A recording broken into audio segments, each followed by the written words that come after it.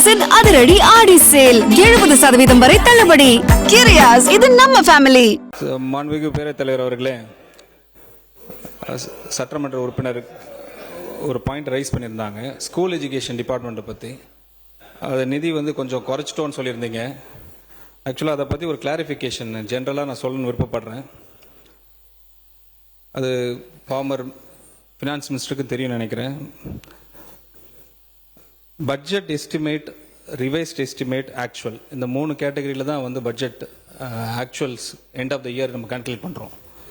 அந்த அடிப்படையில் பார்த்தீங்கன்னா 2024-25 அதில் பார்த்தீங்கன்னா டிஎம்கே கவர்மெண்ட் பட்ஜெட் எஸ்டிமேட்டில் 44,042 ரூபா பட்ஜெட் எஸ்டிமேட்டில், ரிவைஸ் எஸ்டிமேட்டில் வர பார்த்து 412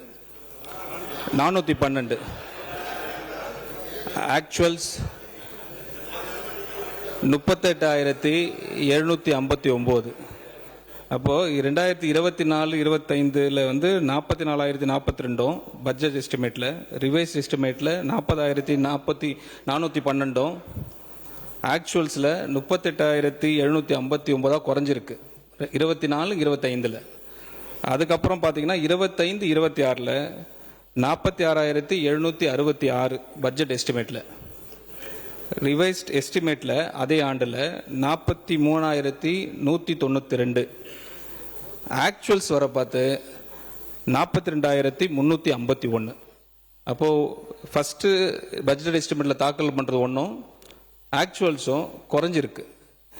ஆனால் இந்த நம்ம தாக்கல் பண்ணதில் அதே இந்த 26-27 ரிவைஸ்ட் பட்ஜெட் எஸ்டிமேட்டில் டிஎம்கே கவர்மெண்ட் இன்ட்ரிம் பட்ஜெட்டில் தாக்கல் பண்ணதில் 26-27 நான் சேலரி ஐட்டம்ஸ் சொல்லுவாங்க.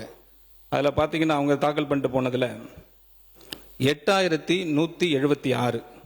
ஆனால் நாங்கள் தாக்கல் பண்ணது இப்போ ரிவைஸ்ட் பட்ஜெட்டில் நான் சேலரி ஐட்டம்ஸில் 8,203. ஸோ இங்கே எங்கேயுமே குறையப்படலை, எங்கேயும் நாங்கள் ரிலாக்ஸ் பண்ணல, காம்ப்ரமைஸே பண்ணல. ஏன்னா எங்கள் தலைவர் எப்போதுமே எஜுகேஷன் ரொம்ப இம்பார்ட்டன்ஸ் கொடுக்குறாங்க. அதை இந்த மாமன்றத்தில் நான் தெரிய விருப்பப்படுறேன். கிரியாஸின் அதிரடி ஆடி சேல் 70% வரை தள்ளுபடி. கிரியாஸ், இது நம்ம ஃபேமிலி.